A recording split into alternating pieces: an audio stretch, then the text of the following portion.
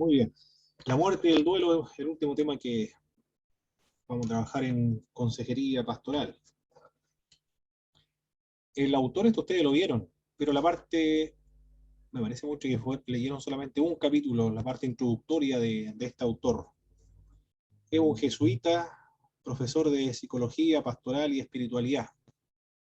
Esta gente, los jesuitas se caracterizan por ser estudiosos en profesores de psicología, pastoral y espiritualidad. Se maneja el hombre en estas áreas. De la ex Yugoslavia, nació en el año 1945. Estudió en Roma, trabajó como director y consultor en el Centro para la Familia de Zagreb, en el Instituto de Ciencia Religiosa de la Pontificia Universidad Gregoriana de Roma. Bueno, esos son sus estudios, la preparación que tiene esta autora, o este autor. El, el análisis sociológico se detiene sobre todo en algunas actitudes de la persona ante la muerte inminente, que se ha convertido en un tema psicológico gracias a los escritos de Rubles Ross, la que tenemos en imagen ahí, y de otros, que dicen que la muerte es una experiencia humana universal. Analizando la actitud de las personas con una enfermedad incurable, la famosa estudiosa de origen suizo ha identificado 5 fases en la manera de afrontar la idea de la muerte. Son mecanismos de defensa que protegen de la desesperación a las personas que sufren esta experiencia y que todos nosotros vamos a sufrirlo en algún momento. Las 5 fases son las siguientes, y las vamos a comentar de inmediato. El primero es el rechazo y el aislamiento. En la primera reacción, cuando se tiene una enfermedad mortal, la persona dice, no, yo no puede ser esto verdad, no puede ser que esto es lo que me esté ocurriendo. Este es un modo saludable de afrontar una situación desagradable, muy penosa, porque hace que el enfermo no pierda el valor y le permite emplear con el paso del tiempo otros mecanismos de defensa. Ese es el primer paso de la persona que se enfrenta ante la muerte que tiene, o que le han dado el diagnóstico de que tiene una enfermedad incurable, que ya no hay nada más que hacer, sino solamente esperar el momento de la defunción. La otra fase es la cólera, cuando no puede, o el enojo, cuando no puede durar más la primera fase de rechazo, es sustituida por sentimiento de rabia, envidia, de resentimientos. La pregunta siguiente es, ¿por qué yo? Todas las personas que se le ha diagnosticado tiene una enfermedad incurable o se le ha desahuciado, estas son las preguntas que se plantea. ¿Por qué yo? Esta rabia, el enfermo la desata contra todos. A los familiares que visitan al enfermo las recibe con una gran frialdad y también indiferencia. El encuentro se convierte en algo penoso y ellos reaccionan con dolor, con lágrimas, con sentimiento de culpa o también de vergüenza. El evitar volver a ver al enfermo es perjudicial porque se supone que el enfermo necesita estar acompañado de sus seres queridos, de amistades, o de que alguien le demuestre afecto y que es importante para él o para ella. Por lo tanto, el hecho de que lo han recibido con frialdad no es motivo para no volverlo a visitar, pues porque aumenta el desconsuelo y la rabia del enfermo. Es probable que al comportarse así trate de asegurarse de que no se le olvida, sino que es importante para aquellas personas que le visitan. Es importante aguantar la cólera o soportar la cólera. Puede ser esta racional o irracional, sin ponerse a la defensiva, porque es propio la rabia y la cólera o esta tensión y esta hostilidad en ese proceso que está viviendo. Es parte natural de ese proceso que todas las personas lo sufren y un paso, una fase de las actitudes ante la muerte. También la investigadora Kubler-Ross señala que las personas intentan pactar con Dios, pactan con Dios. Si no ha conseguido que Dios los sane por medio de rabietas, ellos suponen que Dios podría sanarlo de manera milagrosa si hacen un pacto con Dios de servirle por el resto de su vida, si son sanados. Hay muchos hermanos que han estado en esta situación y se han convertido gracias a esta experiencia. No sé si ustedes conocen algunos hermanos, algunos testimonios, hermanos, hermanas, de, de personas que lo han desahuciado y ellos han pactado con Dios y Dios lo ha sanado. Le prometieron a Dios que, en realidad esto se llama voto, ¿eh? No, no está bien hecho planteado el tema pactar, pero ella lo planteó así. Pero más teológico, en un sentido más teológico, sería hacer un voto a Dios. Yo te voy a servir el resto de mi vida si tú me sanas y me levanta de esta enfermedad porque me han desahuciado los médicos. Un obispo se convirtió al evangelio de esa manera, de la metodista pentecostal. El segundo obispo, Mamerto Mancilla, había sido desahuciado por los médicos y él hizo un voto que le iba a servir por el resto de su vida y así ocurrió. Dios lo sanó y le sirvió al Señor. Hay muchos testimonios de esto. No sé si ustedes conocen algunos, hermanos o hermanas.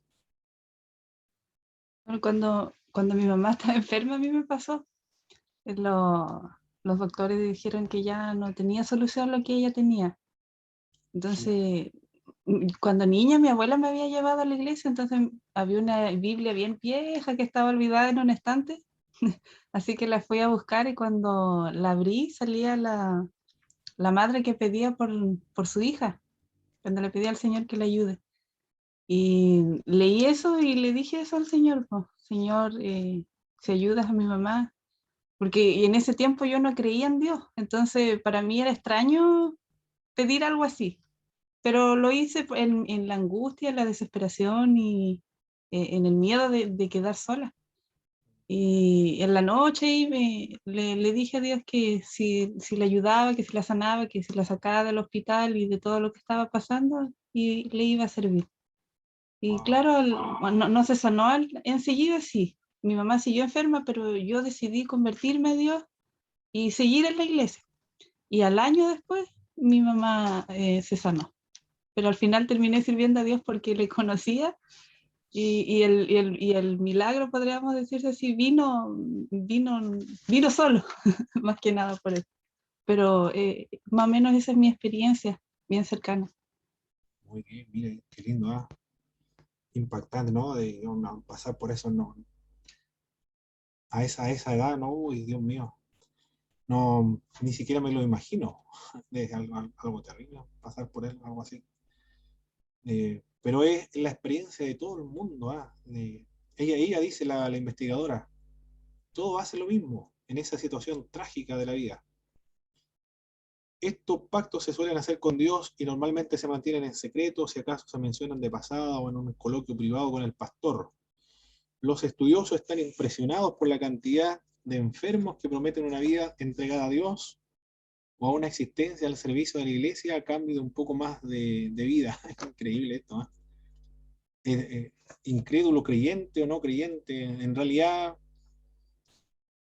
la incredulidad o el ateísmo, el agnosticismo es una forma de evadir la responsabilidad solamente con Dios, porque nosotros somos inherentemente o por naturaleza o esencialmente personas religiosas, necesitamos expresar la religión de alguna u otra manera o tenemos una necesidad de la espiritualidad.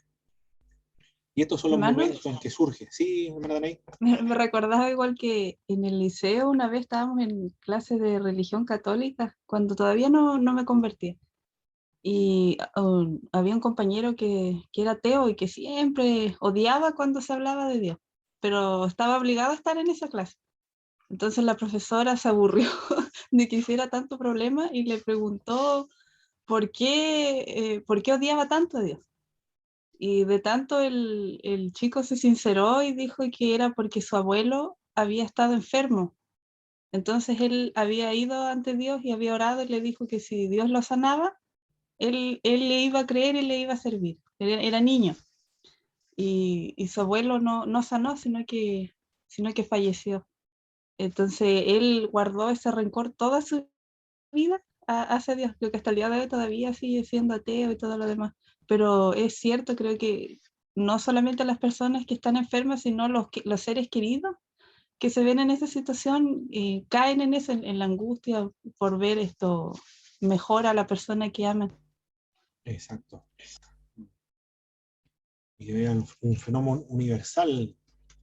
Es lo que dicen estos investigadores. En todas partes del mundo la experiencia se repite, el pactar con Dios. Después viene el momento de la depresión. Aparecen dos tipos de depresión. Una reactiva por la pérdida que has sufrido hasta ahora y la otra preparatoria a la vista de la pérdida que aún deben sobrevivir. Cuando viene el dolor que prepara inmediatamente la muerte, hay que hablar poco o quizás nada. Lo que cuenta de verdad es la expresión mutua de un sentimiento, y por eso es mejor acariciar la mano o el pelo o sencillamente estar cerca en silencio. Es el momento en que el enfermo puede pedir una oración porque empieza a ocuparse de la realidad presente más que de lo que ha pasado o ha sucedido. Es el otro estado en que pasa la persona eh, frente a la muerte inminente, después del pactar el momento de la depresión. Otro momento es el último paso, es la aceptación de la muerte. Tras expresar algunos sentimientos, envidia de las personas sanas y activas, cólera ante los que no tienen que afrontar la muerte tan pronto, tristeza por tener que dejar tantas personas y lugares queridos, se enfrentará a su fin inminente con cierta serenidad. La aceptación no debe confundirse con una fase feliz, es casi un vacío de sentimientos. Claro, ya han pasado por tantos sentimientos ya, de rechazo, aislamiento, cólera, pactar con Dios, depresión. A esta altura ya no se han acabado los sentimientos, ha pasado por todos los estados de sentimientos. Por eso que ahora hay un vacío de sentimientos. Es como si el dolor hubiera desaparecido, como si la lucha hubiera terminado y hubiera llegado el tiempo del reposo final antes del largo viaje, como lo ha definido un enfermo. Ya se ha entregado ya a la voluntad de Dios. Quiere que lo dejen en paz, que no le molesten con noticias y problemas del mundo exterior, porque ya se está alejando de este mundo. El momento de la aceptación, ya no quiere saber nada de lo que ocurre con las noticias. Ya no desea tanto las visitas tampoco a esta altura de la aceptación. Ya no tiene ganas de hablar siquiera.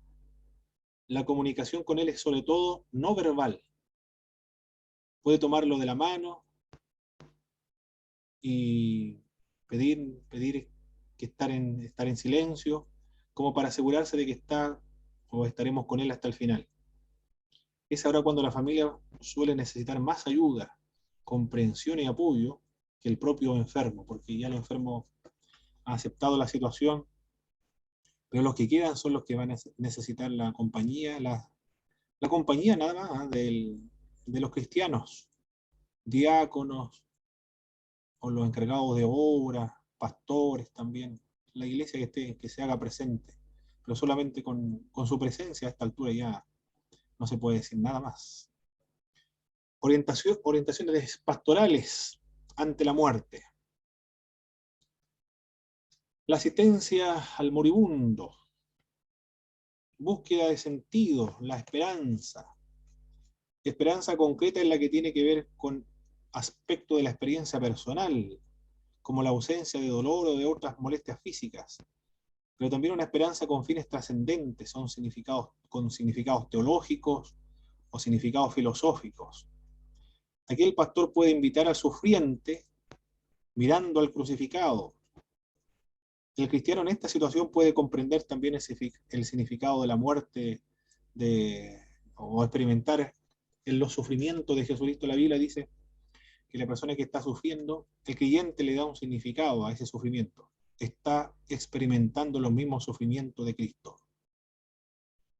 Eso es lo primero que debe hacer el que va a ayudar a un moribundo, buscarle sentido al dolor que está padeciendo. Está experimentando los mismos dolores de Cristo. La búsqueda también del perdón. En el viaje a la propia interioridad, el moribundo puede experimentar sentimientos de culpa, evocando expectativas no satisfechas, omisiones o acciones reprochables. del dolor espiritual brota el deseo del perdón. Necesita en este momento que todo su estado espiritual y emocional estén solucionados por medio del perdón. Búsqueda de amor también. Es una de las necesidades espirituales más evidentes entre los moribundos. Un amor que puede demostrarse con palabras y con obras, o con una presencia silenciosa y sensible. Esas son las orientaciones que se dan en esta parte, la asistencia al moribundo. Búsqueda de sentido, búsqueda del perdón, búsqueda de amor, expresada con una presencia silenciosa y sensible. La asistencia espiritual a los familiares ahora. Toda enfermedad, sobre todo si es crónica o está en su fase terminal, implica una adaptación a la familia, porque ya no va a ser como antes, pero desencadena también en el enfermo una serie de procesos psicológicos, cuyo objetivo es específico en la familia. Dolor al ver sufrir a otros por su culpa, preocupación por un futuro muy distinto al que antes se pensaba. Existen 4 modelos fundamentales de interacción en la familia ahora del enfermo terminal. Está el modelo lineal, consiste en las reacciones emotivas y los comportamientos de los familiares ante la enfermedad, que van desde la negación hasta la expresión ante el personal sanitario del hospital o la clínica, desde la regresión y el autoaislamiento hasta la confianza realista. Es el modelo lineal. El modelo circular se caracteriza por una serie de reacciones mutuas del enfermo y de la familia que se contagian entre sí. En esta tipología reactiva aparecen fenómenos de hiperprotección por parte de los familiares y por parte del enfermo, sobre todo si es niño. El posible rechazo de su enfermedad porque culpabiliza inconscientemente a la familia que no ha sabido protegerlo adecuadamente. El otro, el modelo sistémico. En este proceso se podría excluir y marginar al enfermo por ser un factor de inestabilidad, por su consiguiente aislamiento. El otro, el modelo narrativo. Cuando la enfermedad se prolonga ya no es algo transitorio y accidental, sino algo que cambia radicalmente la vida de la familia. Entonces se corre el riesgo de ceder el enfermo psicológica, sino materialmente a quien lo cuida, sacándolo del contexto familiar y dejándolo que sean otros quienes se ocupen de él. Tiene un nombre esto de derivarlo a una persona o a algún centro de cuidados paliativos, porque se supone que ya está en su fase terminal, es un enfermo que ha sido desahuciado, ya ningún tratamiento le podrá restablecer su salud, por lo tanto lo ha derivado a un centro donde ayudan a los enfermos terminales, pero ya la familia no está en la casa de la familia. Es el modelo narrativo, y no sé los nombres, pero aparece así en los libros de texto, estos tipos de modelos de asistencia a los familiares. El duelo, sus elementos estructurales, ¿cuáles son? La causa de la muerte. Intensidad del duelo depende del tipo de muerte. La muerte de una persona anciana, por ejemplo, se acepta relativamente mejor que la muerte de un niño o aquella que es provocada por un accidente o por un asesinato. Son diferentes las causas de la muerte. Y también el dolor que van a sufrir los que quedan, los familiares del difunto. La relación con el difunto. En el tema del duelo son importantes el papel que ha desempeñado el difunto y el tipo de relación que se ha tenido con él también. El contexto humano y social en que vive la persona su experiencia de duelo. El repertorio de recursos personales depende de las familias, pues algunas son más abiertas que otras en poder expresar su dolor. Otras familias reprimen el dolor, por lo tanto tenderán a reaccionar negativamente ante el duelo. Esto tiene que ver con el repertorio de los recursos personales de cada familia. La dinámica del duelo, las reacciones típicas. Primero, las reacciones físicas. Se puede sentir punzadas en el pecho, momentos de pánico también, en la parte de aquellos que son los que han perdido un ser querido, de ahogo o desvanecimiento, dolor de cabeza, sensación de opresión, insomnio, pérdida de apetito y de fuerza física, intranquilidad, ausencia del deseo sexual. Algunos estudios han demostrado que la tasa de mortalidad es muy alta en los primeros meses de viudez. Y bueno, esto ha ocurrido en el En mi abuela ha ocurrido así. La muerte de mi abuelo fue un año antes. Ni siquiera hubo un lapso de tiempo de un año, sino que fueron entre 8 y 9 meses de distancia entre la muerte de mi abuelo con mi abuela. Y esto es, dicen los estudiosos, que la tasa de mortalidad es muy alta en los primeros meses de viudez.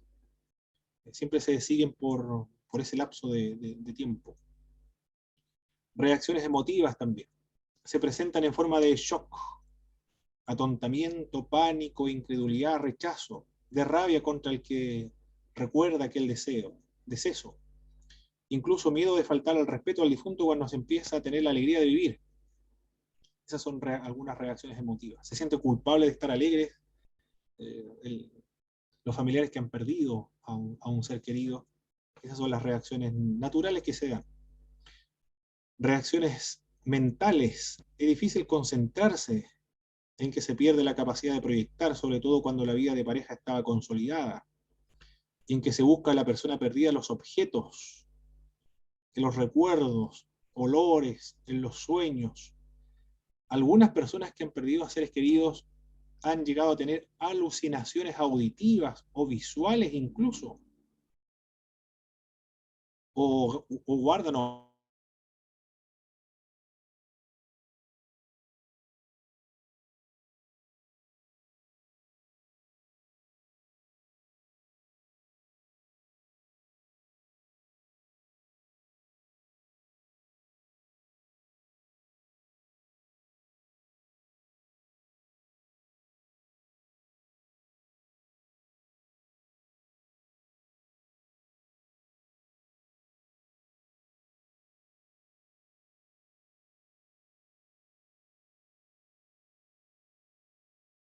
perfecto.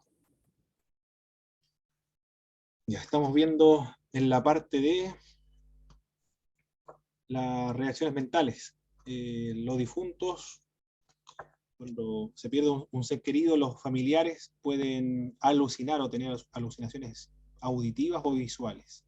No conozco ningún caso como eso, ¿eh? Quizás ustedes conozcan algunos casos, hermanos, donde el difunto se le ha aparecido a algunos ser queridos, le ha hablado o lo ha visto incluso. Bueno, en sueños sí es más frecuente, pero tener una alucinación auditiva, uy, eso no he escuchado nunca algo así. No sé si ustedes, hermanos, han tenido Yo algún... escuché una vez con una pastora, estábamos conversando ese tema y ella me dijo que cuando su papá había muerto, su mamá había visto eso, que su papá llegaba a la casa, ella le conversaba, le servía y,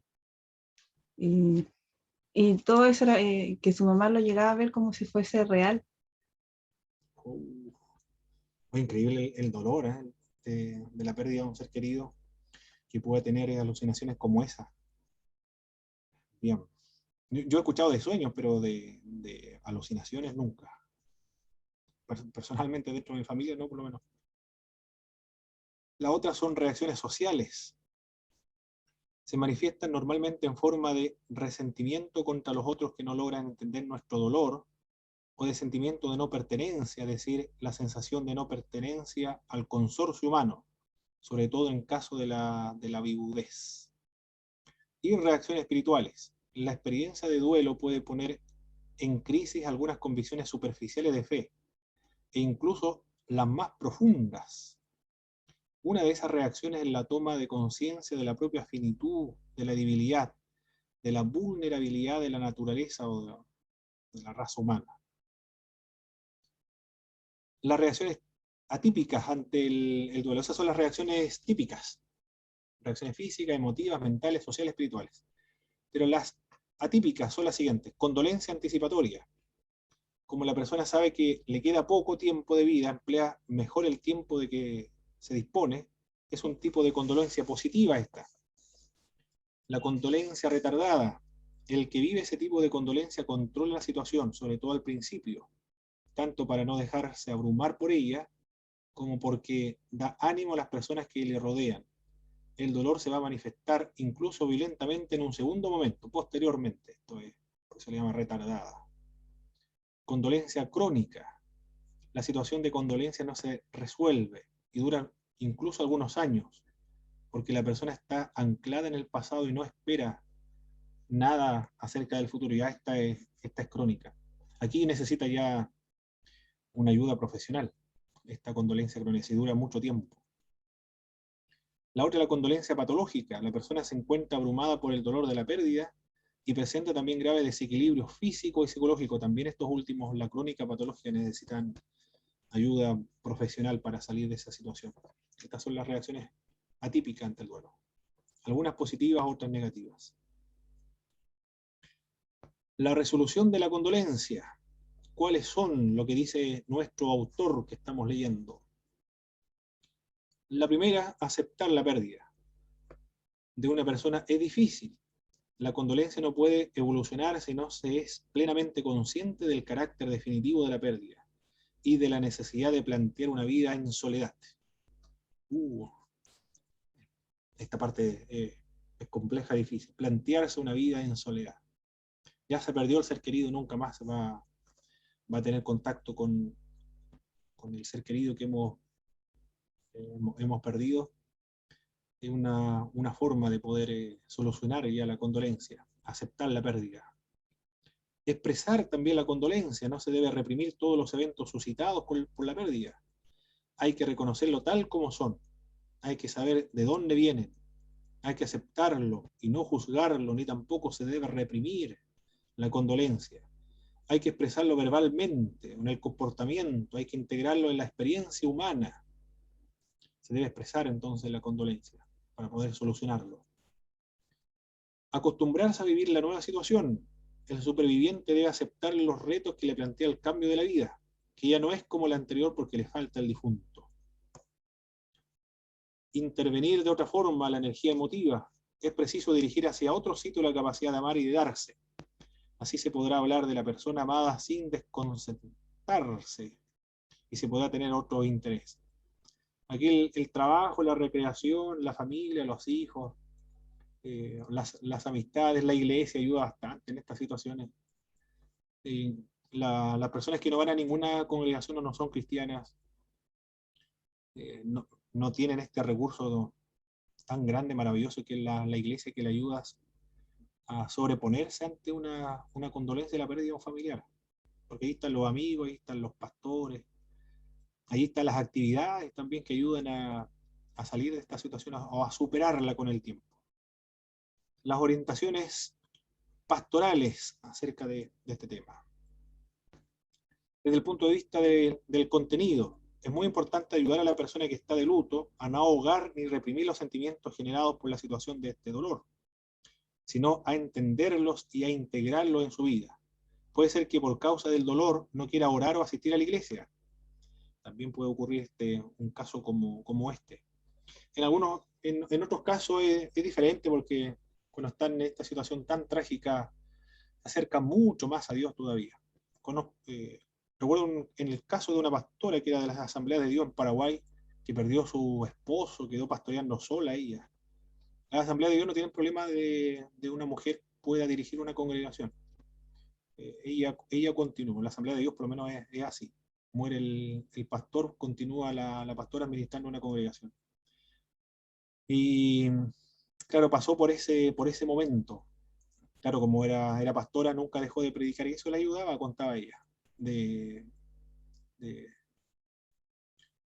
salir o de superar este terrible y gran dolor. Algunas personas le recomendaban a la pastora que asistiera al psicólogo para que le pudiera ayudar, pero ella rehusó aquello porque siendo pastora, siendo creyente también, guiando a una congregación, consideraba ella eh, algo indigno de un creyente de buscar otras ayudas, aparte de las cristianas, principalmente de la oración y la comunión con Dios y el consuelo que da el Señor y la paz que sobrepasa todo entendimiento. En ese momento es la oportunidad de poder demostrarlo y experimentarlo, vivirlo, disfrutarlo también. Eso lo contaba la pastora, recuerdo, en una de las capillas en Paraguay. No se deben reprimir, señala este autor.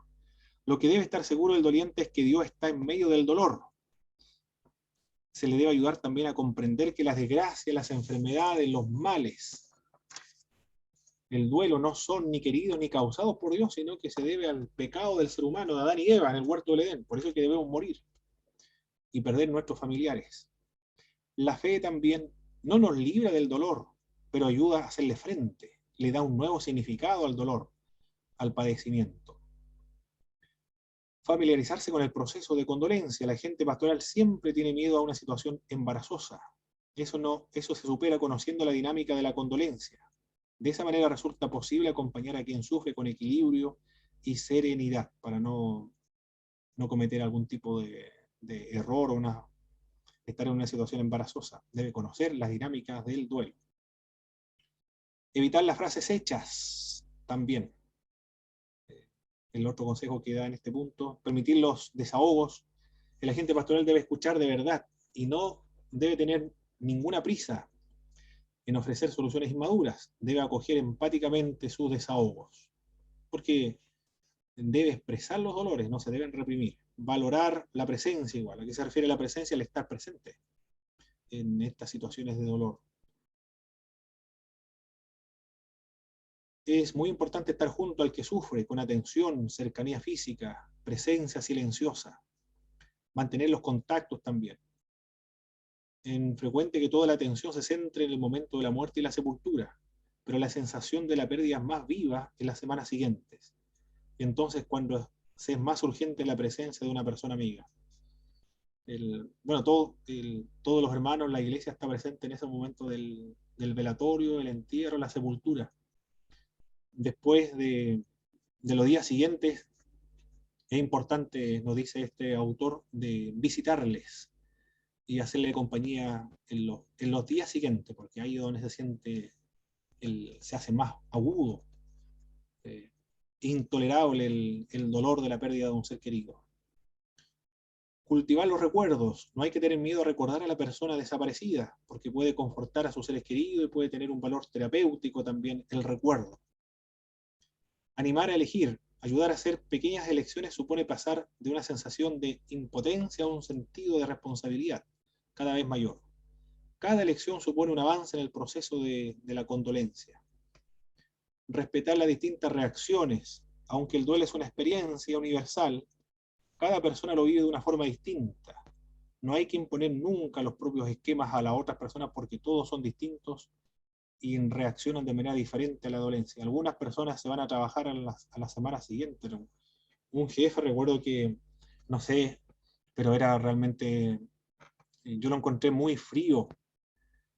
Se le murió un hermano y, y él contaba que no asistió a ese funeral por el trabajo. Yo lo encontré demasiado frío, hombre. Era su propio hermano, pero no pidió permiso, nada, sino que después, posteriormente, él fue a ver a la familia y fue a ver la sepultura de su hermano. Otros demoran tiempo en poder aliviar de este proceso y otros continúan realizando sus actividades, termina el momento de la sepultura y luego continúan trabajando o pastoreando en el caso de pastores o pastoras que han perdido a sus seres queridos. Ser signo de esperanza significa confortar a quien de repente se siente perdido, es animarla a dejar atrás poco a poco el pasado y proyectarse hacia el futuro. Y por último, movilizar los recursos comunitarios.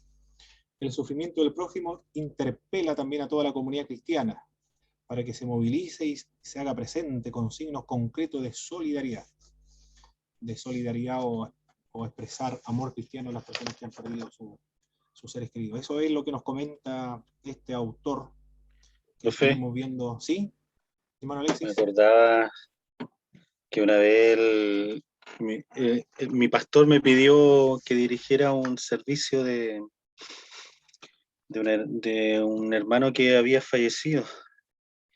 Y yo era nuevito coordinando en los servicios de los domingos, pero en ese tipo de servicio me compliqué tanto que al final le dije al pastor que no, porque para evitar como decía usted recién, palabras o situaciones embarazosas porque uno no sabe cómo expresarse en realidad.